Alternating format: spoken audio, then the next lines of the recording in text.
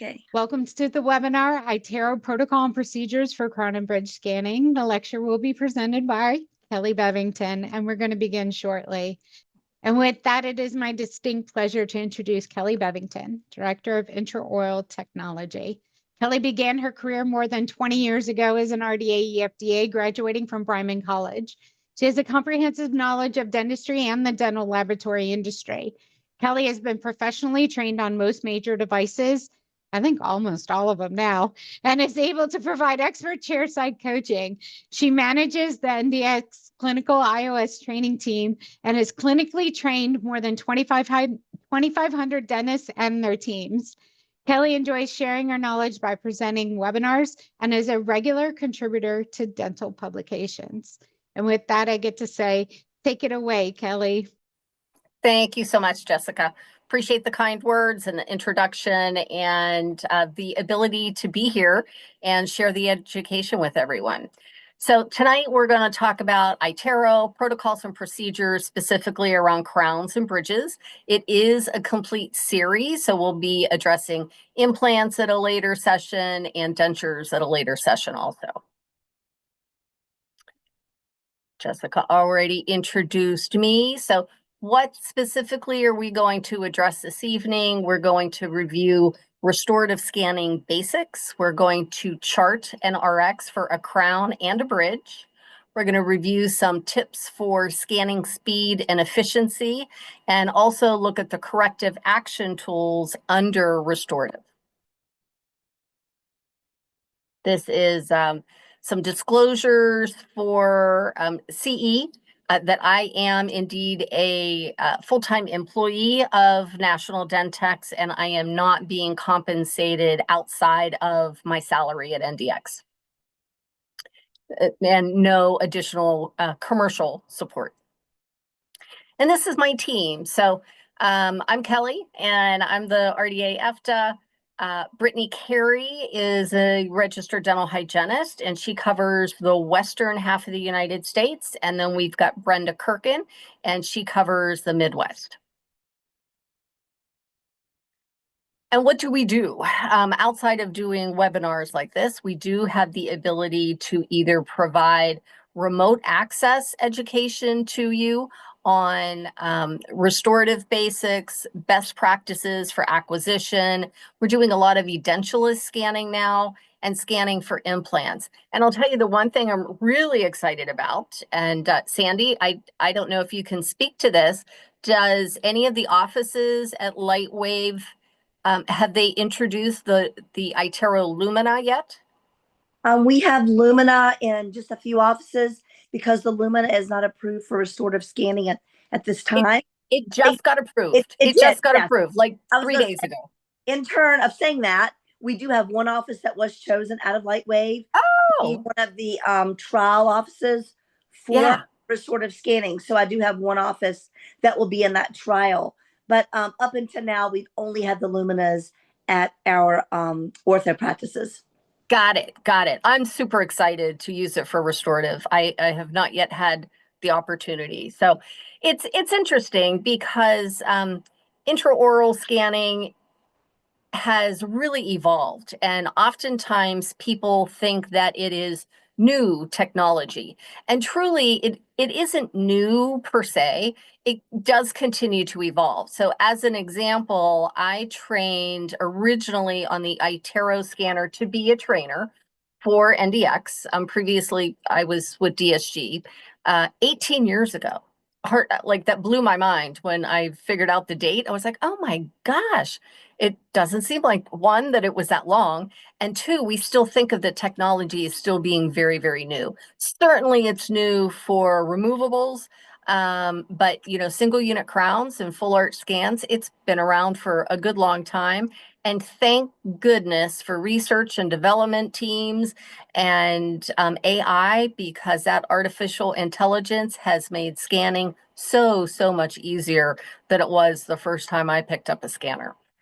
This is an example of a document that we put together, that I put together as a resource for people, especially those that are brand new to scanning. What type of tissue management do we need? What type of preparations do we need? How do we acquire a good, clean scan? And that's part of the handouts that are associated with this evening's presentation as well. So Align Technologies, the iTero scanner. What can we scan? So years ago, I was able to put fixed crown and full arch scan for an orthodontic aligner or a bruxism appliance, and that was it. But today, truly, anything you can take a PVS impression of, you can take a scan of. Every patient's going to be a little bit different, and some cases might be more challenging than others. But wow, what a huge difference scanning has made in the dental world. Now, what does it take to acquire, to really capture a great digital scan? Go back to your foundational knowledge with physical impressions, with PVS impressions. And one of the key things, if not more important with digital scanning, is proper isolation. So proper isolation, maintaining a dry field, is required. It's not an option. It really is required. And I joke that this technology, this camera, is not ultrasound technology. The camera cannot look through blood and saliva, right? So the margin and the preparation has to be fully exposed so that we can see it clearly. And then complete data acquisition is necessary. Very, very often we receive scans that have obvious missing data, large holes, just parts of the prep that are completely missing. And that is not something that we have the ability to work with at the lab. So it's important that we capture everything we need to capture. And I'll review what those protocols are. And then exposing the margin, right? The margin itself has to be exposed 365 degrees. All right, preparations. I don't know if I have dentist or dental assistants or dental hygienist in the group. So if you're not a dentist, don't pay a whole lot of attention to the prep. But basically, the idea is that you have to be able to see the finish line. The camera has to acquire the finish line of the prep. Shoulders and chamfer preparations are preferred. Bevels I find to be a little challenging, as oftentimes the lab technician can misinterpret what the dentist wanted with the bevel. So if it's a bevel finish line, I think it's really important for the doc or the assistant to put in the RX notes that it is a bevel. And marking the margin might be something that's of benefit with that. Same thing with a knife edge finish. So if it's a disappearing feather finish line, just sub G. So every time a doctor says that to me, I'm always like, oh, that's going to be really hard to see. We still have to deflect the tissue. We have to retract the tissue so that we can see that finish line. It can be acquired as long as the camera can see it. And how do we make certain that the camera has a nice clear view? There's all types of little gizmos out there, specifically for crowns or for full arch scans that we're talking about tonight. I don't really use any of these except for the Neo Dry, the item over there to the far right-hand side. And they come in all different shapes and sizes. You know, this is one I have here that's white. It's a generic one from Shine. There are also regular cotton triangles that you may have in the practice that can sort of bend, right? Not the ones with the mirror, the ones with the foil on the back are not great for scanning because of the reflection from the foil. And just flipping it over and putting the foil against the inside of the cheek isn't accomplishing the goal of a dry angle because it's the parotid gland that's against the inside of the cheek that you want to absorb the saliva from. And whenever you're scanning and you're retracting the cheek, for some patients, you're just continuously milking that salivary gland. And all of a sudden you end up with a lot of saliva that, you know, you have to contend with. So Optrogates and Comfort Fuse are great to really expose all of the dentition. I think it's really helpful for brand new users, right? If you've never used a scanner at all, oftentimes when I'm in office providing education, I will use an Optrogate just to sort of open the mouth up, right? So that the user can see things a little more easily. Specifically with iTero, we're focusing our ergonomics in looking at the screen and not necessarily in the patient's mouth once we begin to scan. So sometimes these lip and cheek retractors can be helpful. Another best practice, and this is geared more for the dentist, is there is a tool on the scanner itself that checks your occlusal reduction on your crown prep based off of the material that you select on the RX. And it does that at the end, at the completion of all your scans. So you'll take your operative scan, you'll take your opposing, you'll take your bite registration, and then you can confirm if you have enough occlusal reduction. I'm old school, and I very much think it's in everyone's best interest to confirm you have enough occlusal reduction before you waste your time taking an analog impression or a digital impression. And there's several ways to do that. So this is Prep Check that's on the screen.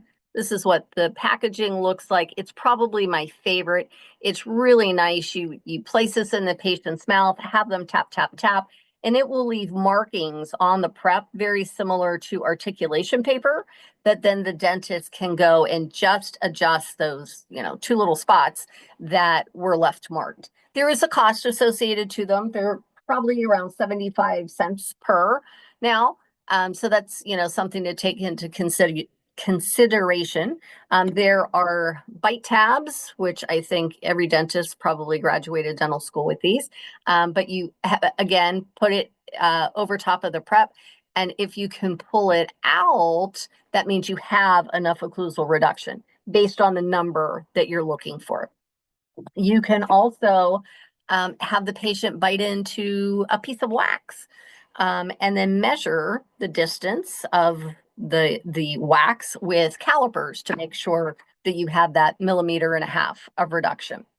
I know the assistants that are here with me know oftentimes before a lab ever has an opportunity to call because they're fabricating the temporaries, the provisionals, and if they can see light very clearly through their temp, that's a good indication that there wasn't quite enough occlusal reduction. So let's talk a little bit about gingival tissue retraction and some best practices around that. I am very much a believer in a dual cord technique where I will place a double or triple zero first, cut to the exact circumference of the prep. So there's no tails overlapping. Everything is tucked in completely into the sulcus. And then I'll follow that up with maybe a number 1, maybe a number 2. It depends what the gingival tissue needs to create that lateral retraction of the tissue. After that, I will oftentimes have them bite into a compress cap. I do not have a sample of the compress cap here, but it's on the next page. And the compress cap, if you think about it, like if you have a wound on your hand and you're applying pressure to stop the bleeding, biting into the compress cap with that cord already in the sulcus sort of acts the same way. It helps, that pressure helps in reducing and creating hemostasis. Viscostat was on the page before. I joke frequently that I do not have stock in Ultradent. I wish I did, and I'm not a dentist, so they will not send me any samples, but I really, really like their products. Viscostat works really nice. It has a sponge applicator tip, one of the first to have a sponge applicator tip that you can really just burnish the Viscostat right into the tissue itself. So let's talk about the next step with the cord. So the next step with the cord is you would remove the copper cap, put a single drop of water on the prep. And the reason I say a single drop of water is it sounds a little counterintuitive because we want to keep everything dry. But I have on many occasions went to remove that top cord and it sticks, it pulls against the tissue, almost like, pulling a Band-Aid off, and it catches the scab and it starts bleeding again. Nothing more frustrating than that. So if you put a single drop of water, and it's a colleague of mine that shared this technique with me, is it creates just enough moisture to allow you to pull that top cord off successfully without causing any bleeding and not having a tremendous amount of water left over because that cord absorbs it. So that's my favorite. That's my gold standard, is a dual cord technique. The next technique, and this one is very popular out there in the real world, and it is retraction paste. So retraction paste can also work very well. Every user, every patient, and the manufacturer of the paste can make a slight difference. It's the 3M paste, has a very, very fine tip, and but it's hard to express out of the tube. So the goal is to express it into the sulcus, and then it expands the sulcus and it creates that lateral retraction. It's important that dental assistants understand the goal of retraction paste. All too often, I've been in practices and they think that the retraction paste is a hemostatic agent, and it is, but it's also a retractor, right? So we want to make sure that it gets expressed into the sulcus, causing that lateral retraction, not just placed on top of the tissue to stop the bleeding. Now, the reason I don't get so excited about retraction paste, and you can use it in combination with copper caps as well, is that in my hands, I have to rinse so vigorously to get the paste off because we don't want any residues, of the paste on the scanner, in the scan. And what happens is sometimes you have to rinse so vigorously that it causes some hemorrhaging to occur, or you go to use the scanner and you can see, I'll just say blue, you'll see little blue pieces of the debris left from the retraction paste. So, it's a love-hate relationship sometimes with the retraction paste. Now, people will ask me, how about laser? Laser can work really well. Sometimes I see it work beautifully. Other times it looks like you've used electrosurge and there's just mountains of charred tissue that the light of the camera then has to look over top of. And that can be really challenging for the camera. I'm not a dentist, so I have not used a laser myself. I'm not sure if it's the laser, if it's the particular tip that doctor has selected, if it's the setting that it's on, or the patient's tissue. But sometimes it's beautiful and clear and clean, and other times not so much.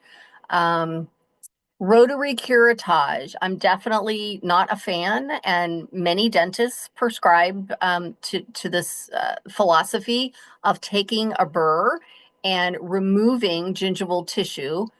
Typically, it is necrotic, infected tissue, and they remove the tissue with a burr. with the theory, and it does, when the patient comes back in 2 or 3 weeks, that the tissue is regrowing and healthy, and that is true. However, it makes scanning really, really challenging. One, there's a tremendous amount of hemorrhaging going on, and two, there is no sulcus typically left for you to be able to tuck a cord into, right? Like you can't place the cord anymore. I have worked with some offices that'll use a 50-50 ratio of hydrogen peroxide and water in a sponge applicator and sort of, rub it into the tissue. You get a little bit of sloughing if you've got too much peroxide, but that can help also. Oh, and then bite material inside of a temporary. I worked with a dental assistant not long ago, and that was her go-to. She always put a little blue mousse inside of her temp, had the patient bite into it, and it retracted that gingival tissue really well. Doesn't do a lot for hemostasis, though, so just keep that in mind as well. So ergonomics, I would say ergonomics is probably one of the key errors that people make when scanning with iTero. If they have any previous experience with a different scanner, most other scanners are going to have you be at like a 9 o'clock position when you are presenting to the patient, and you are holding the wand itself, more like a handpiece. With the iTero, you are going to hold it in more of an underhand position, and you're going to position yourself more at like a 12 o'clock position. And I've got my Type It on here that I'm going to do a demonstration scan as well. And that ergonomics is really important because the weight of the iTero scanner, if you try to hold this like a handpiece, you're going to be tired and you're not going to be as effective when you hold it underhand and you're behind the patient, right? And you're using your non-dominant hand to help guide the scanner as you're progressing across the arch. It really is very efficient. You're touching the teeth of the scanner with the iTero, and that's really important to know. You're not hovering over top of the teeth. You're physically touching the teeth with the soft scanning tip that the iTero has, and it's designed that way on purpose. This is an iTero restorative scanning guide that goes step by step what I'm going to demonstrate with the scanner. And it is also one of the handouts that you received with this course registration. So let's review a little bit about the proper protocol, scanning protocol specific to iTero. It is always, forever and always has been, always will be, except until Lumina, occlusal lingual buccal. You will always scan in that order, both on the maxillary arch and on the mandibular arch. So it's always occlusal lingual buccal. I'm going to recommend to you to leave the guidance tips on. Oftentimes I go into practices, and the reason I'm there is because they've had some team staff turnover, and nobody there knows how to use the scanner. And it's unfortunate that these the guidance tips were turned off. Otherwise, these very intelligent people probably could have figured it out, because it gives you little guidance every time you go to do the next scan. We are always going to scan the prep just as the prep only, just the prep, not the adjacent teeth, not the interproximal walls of the adjacent teeth, just the prep itself, and in 8 to 10 seconds. That's an always with iTero. And then you will be incorporating or capturing those interproximal contact walls on the next scan, which is the segment scan. And so this is what it looks like on the screen as far as your icons. This is the guidance tips that I mentioned. So if you've never seen that before, that's what they look look like. And if you haven't seen them before, there's a little checkbox that says don't show again. Somebody has inadvertently checked that. I'm also going to show you how to turn it back on. And if you get stuck with that, my number will be at the end of the presentation, and you can call or text me and I can walk you through it. So occlusal lingual buckle, always, always, and the scan path protocol is designed that way on purpose. It's not Kelly's rule. It is the research and development engineers at Align Technologies that have decided that is the best way to use their software. So to turn the guidance pins back on, you are going to go to your main screen, to the gear, right, to settings, and then you will go to the scanner sleeve, and it's right here where it says enable guidance hints. Super important, super important. And as we mentioned, for efficiencies and for accuracy, we're scanning the prep, and the prep only is the very first thing we scan. Now, could you scan the opposing arch first and let the cord or retraction paste do its thing on the operative arch? Yes, physically you could. You could use where it says tooth number 19, you could use the arrow to advance or go backwards and do the opposing arch. I don't recommend it though. Scanning is so fast today that there's more opportunity for error in doing that than to wait, another 30 seconds, 60 seconds for the cord to do its thing. I hope that makes sense to you. I love this image. So this was provided to me from Align, and the image to the left is scanned at 5 seconds, right? Super nice and clear. And at 13 seconds, look at the difference in the sulcus, right? Like those sulcular fluids just bubble up and start to cover up any of the margin. And that's really one of the reasons why I like the dual cord technique, place one, pull one. It just allows that first cord to stay in the sulcus and keep those sulcular fluids at bay while you're acquiring the scan.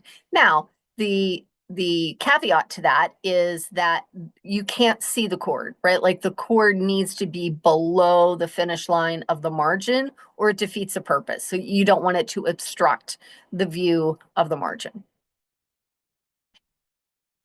This is an analyzing tool to identify your preparation itself. And the reason that this exists is to allow you to see what your digital die is going to look like. So the digital die is similar in essence to what you would have experienced with a physical model and a removable die. This is your digital die. And it's really important that the entire prep is viewed in that gold, and we will experience that on the live scan as well. Here's an example for an anterior case.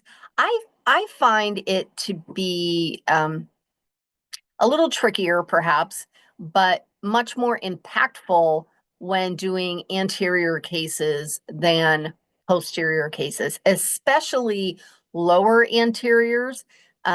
The mandibular anterior teeth are so small. We want to make sure that we have each individual die and that they're not overlapping if you're doing single units.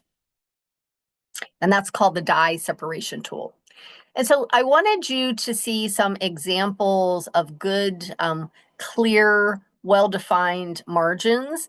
And so the upper left is in color that you would, be able to see. And then the lower right is in monochrome. And I should have done a session, Jessica, where we could have done a poll, because I'm always curious to know how many people, if anyone, uses monochrome. very, very often we go into practices and they don't know that monochrome or the stone model view is even available. Like it just wasn't taught to them.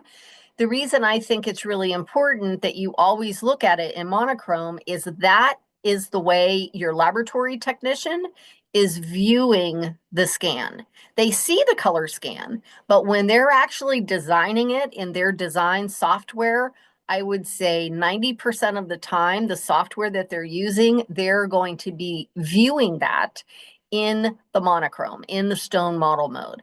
And so oftentimes as dental professionals, clinical dental professionals that have worked on people, we obviously see the difference between enamel, dentin, and tissue.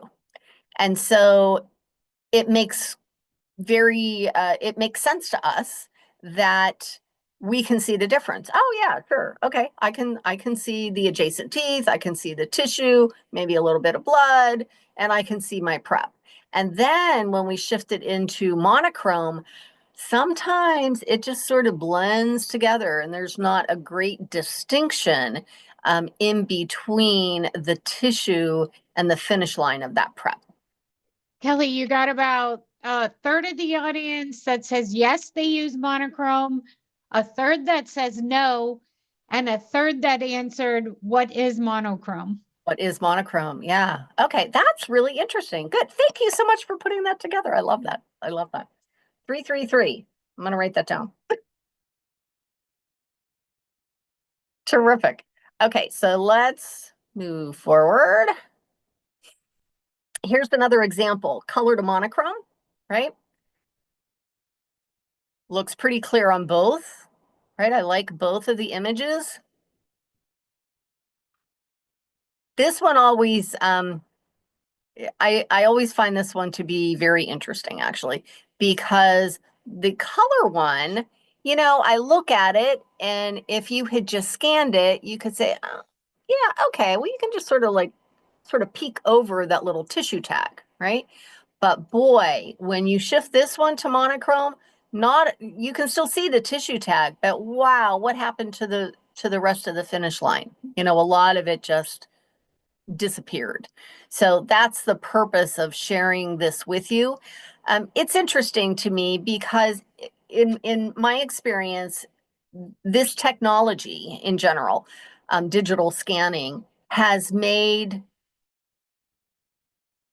clinical dentistry so much better, right? Like the dentist sees their prep larger than life on this 20-inch screen, and they're like, oh, I'm going to go back and just touch that up a little bit, right?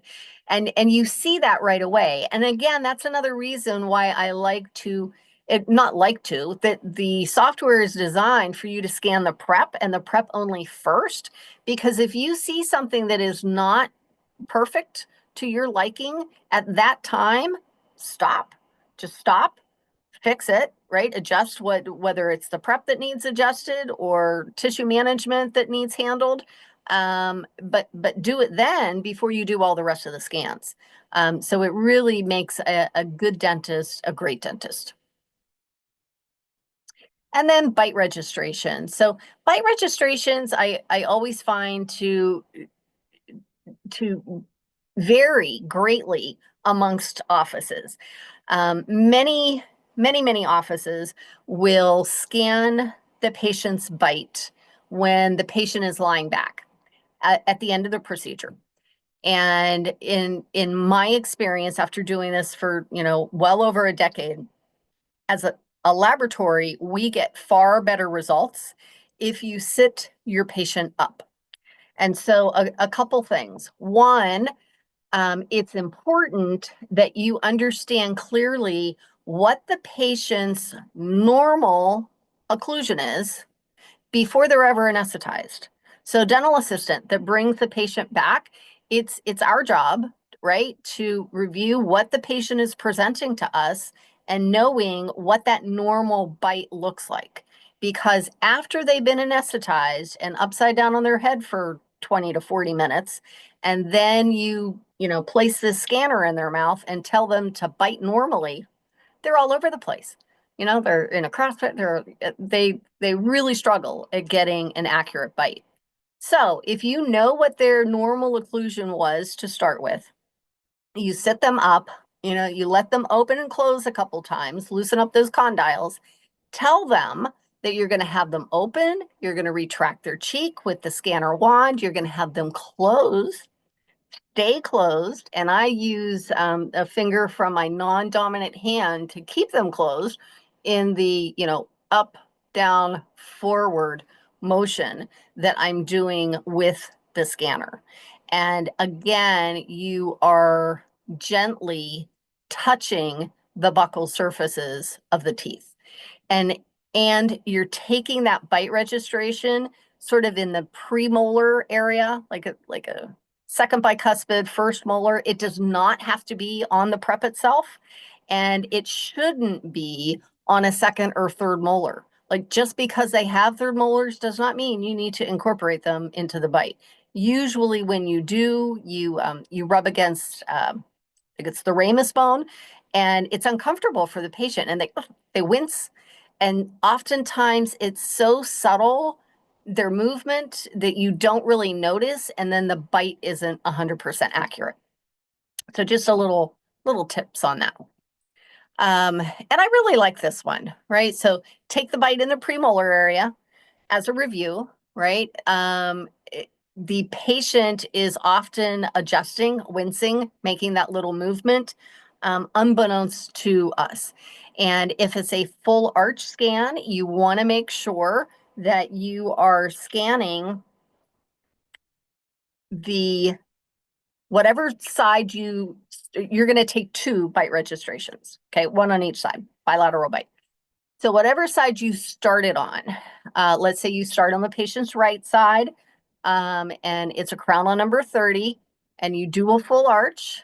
You're then going to start your maxillary scan on the patient's right side and do the full arch. And then when you go to do your bite registration, your first bite is going to be on the patient's right side, and then the second one is going to be on the patient's left side. Okay.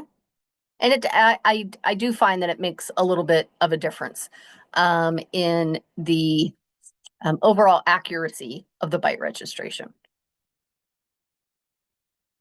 And then it's up to us, right, to evaluate what we see on the screen as the bite registration, if it's accurate, right? Like, just because the software puts it together doesn't mean it's right. So it's up to us as the dental professional to look at the screen and make sure that what we see on the screen is what the patient is presenting in the chair. I'm going to focus on a couple more tips here. Angulation. This is a really big one. So you can see the first image to the left with the toothbrush is on the occlusal surface. What's really interesting is when you're doing a scan, you can almost always go in just from the occlusal surface and see the whole prep, and it looks pretty good. Now, if you just scanned the occlusal surface, it would not be accurate, because if this is the tooth, you need all of the angulation. So you need the occlusal, you need to rotate the whole way over to the lingual side with the wand, and the whole way over to the buccal side with the wand. Really, really important. If you don't, you are going to see some errors in the scan, not as much in color, but when you look at it in monochrome. So here are 2 images. The first image, you can see sort of striations there along the facial surface. And then on the second scan, it has been corrected. And here it is again. So right here in the center on the left one, on the first scan, see how it's like those odd little ledges?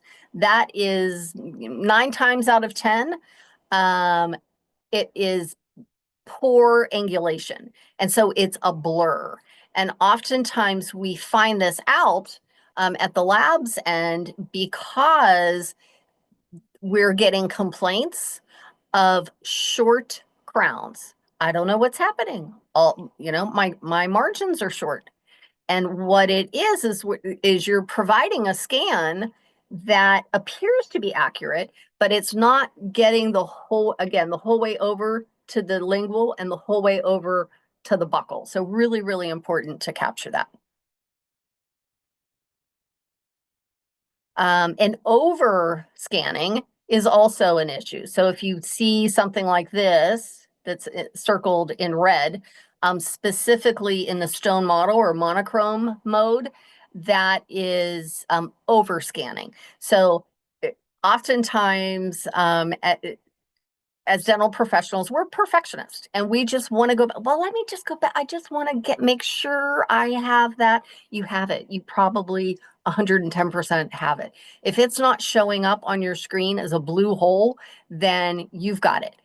So going back over multiple times to make sure you've got it is unnecessary and actually causing damage or unnecessary layers of data that then it's very cumbersome for the lab to try to remove the different layers of the data. Okay, I am going to stop sharing for a moment and switch the share to the scanner. I wanted to show everybody a couple things. So how you delete a scan is the trash can, right? That's a segment. So I'm going to delete that because, and this is just I want to be conscious of time here. So I'm not going to go back to the RX. It's a single unit crown on tooth number 30. I do want to show you, though, something that I see very, very frequently and I get calls about to remotely access scanners all the time. And that is something like this. Can you see on the screen how there's a little white line at the top?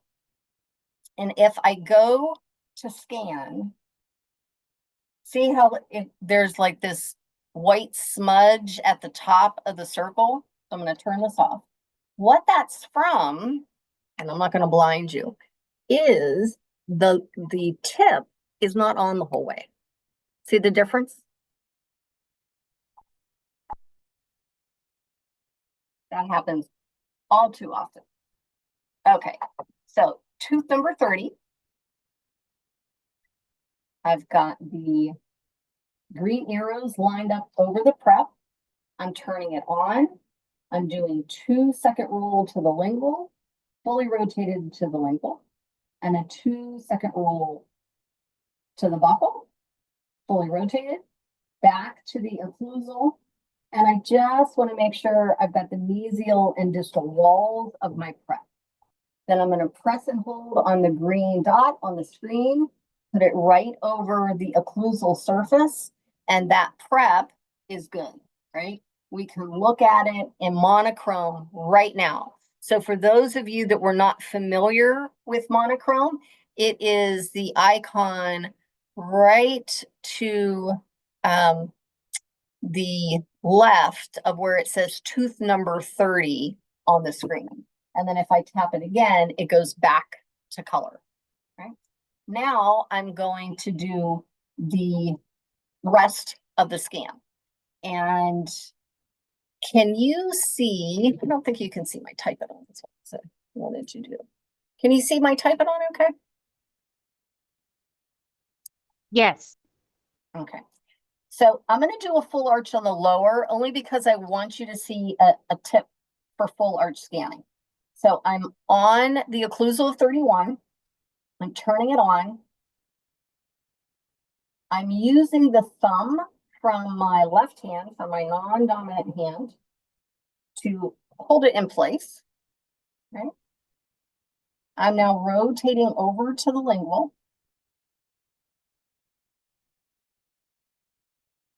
Capturing those lingual surfaces. I'm rotating around to the buccal. And as I'm on the buccal surfaces, moving to the anterior, to the facial surfaces, and I get to the midline, it's a little wonky for my wrist. So I'm leaving the scanner on, but I'm taking it out of the patient's mouth. I'm coming back to the occlusal of the second molar on the opposite side. I'm rotating around, I'm letting it come back into focus, rotating around to the buccal.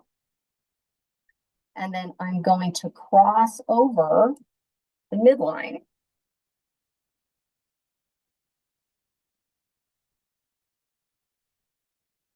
And come back to those incisal edges.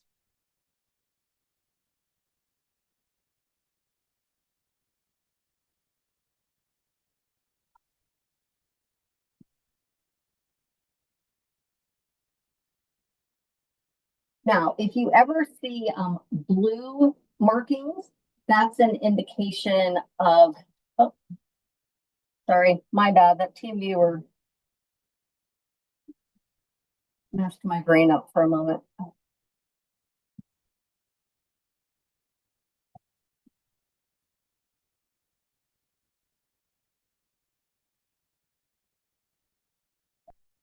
So that technique is still the same thing, except it would have been on the segment. So let me do this just as the quadrant now with the prep. Again, it's 2 seconds on the occlusal, 2 seconds to the lingual,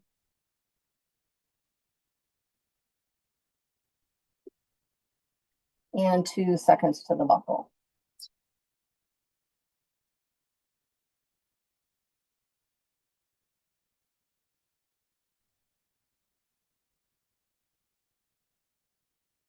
Now we're shifting to the rest of the segment.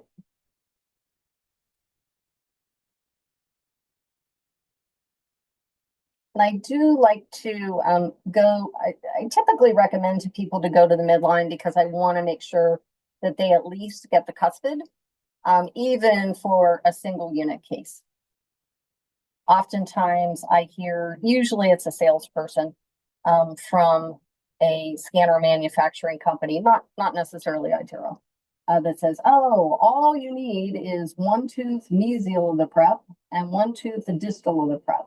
And wearing a lab hat, I'm gonna beg to differ on that. Now, if you've ever seen these blue markings, those are holes. And the best way to fill a hole is with fill tool, where you're going to press and hold on the screen, and you're going to select the fill icon. You will see the hourglass come up. It's going to take a moment for the hourglass to process, but what this allows you to do is to go in and scan just that missing data without providing layers of unnecessary data. And it is now going to be encircled in red. So as I go in and capture that, you will see that specific area turn just colored. Now, someone might say, oh, well, what about the more anterior teeth? And the blue holes here, my response typically is, if there was a pull in your PVS impression, would you retake the crown impression if you had a little pull on the premolars? If the answer is yes, then you can use the fill tool and continue capturing that. For me personally, I would not retake that because the crown portion, all the occlusal surfaces and the buccal look great. And so for the buccal, it's really important that you are capturing 2 to 4 millimeters of gingival tissue on your buccal surfaces. And the reason that's important is that will be part of the data, points of data that the computer software system is utilizing to merge the maxillary and mandibular arches together for the bite registration. So now let's go to the maxillary scan.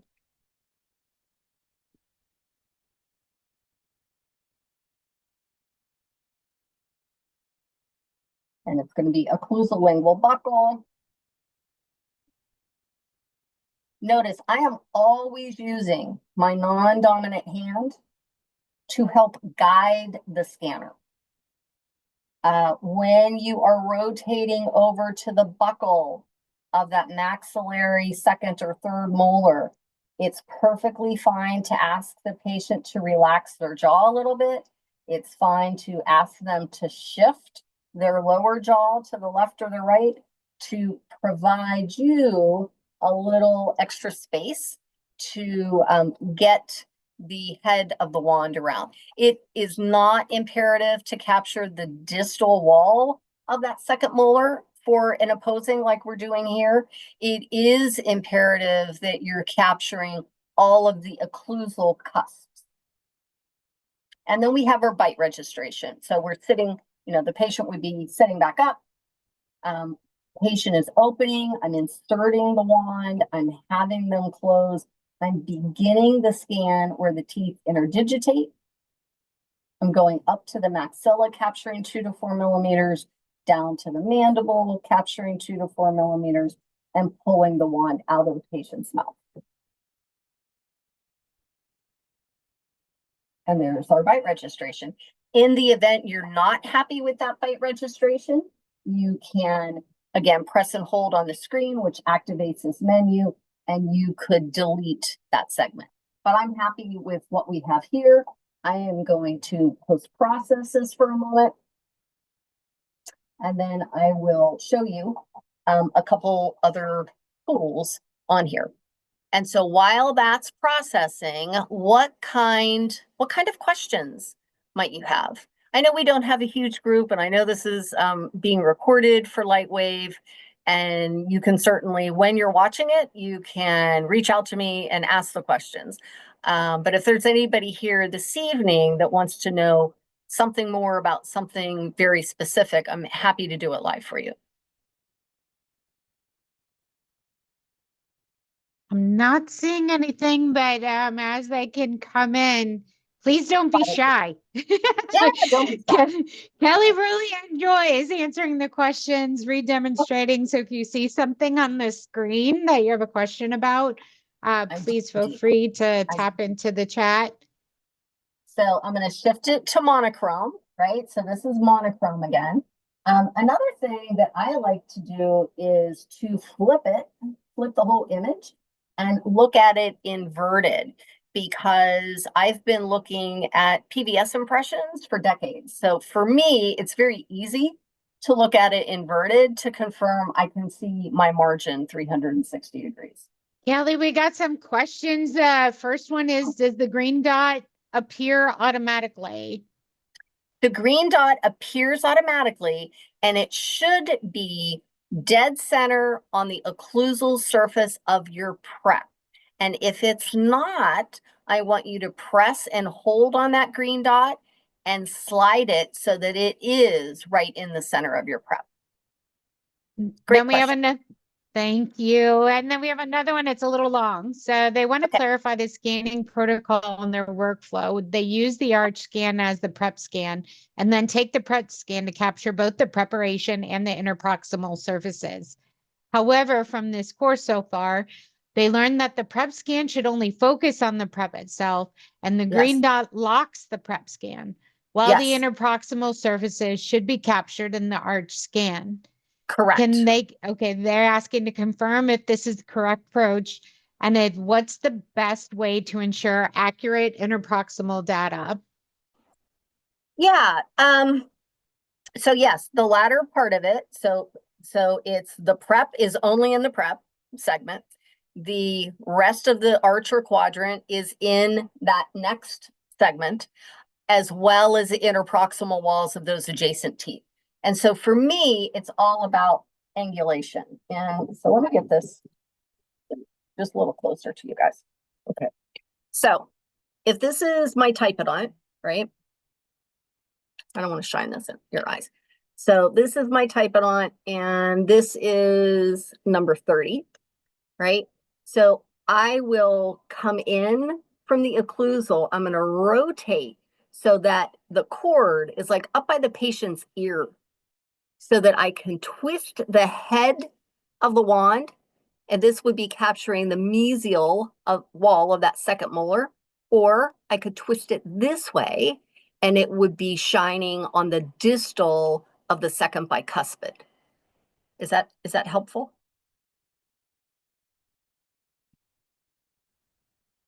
They So- haven't So commented that's back. for proximal accuracy, like the best way to get it, because sometimes it's difficult.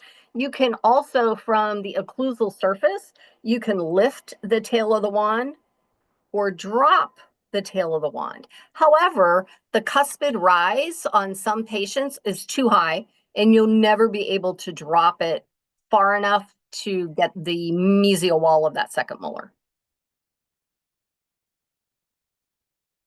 And if you want to reach out one-on-one for a conversation, I'm happy to do that as well.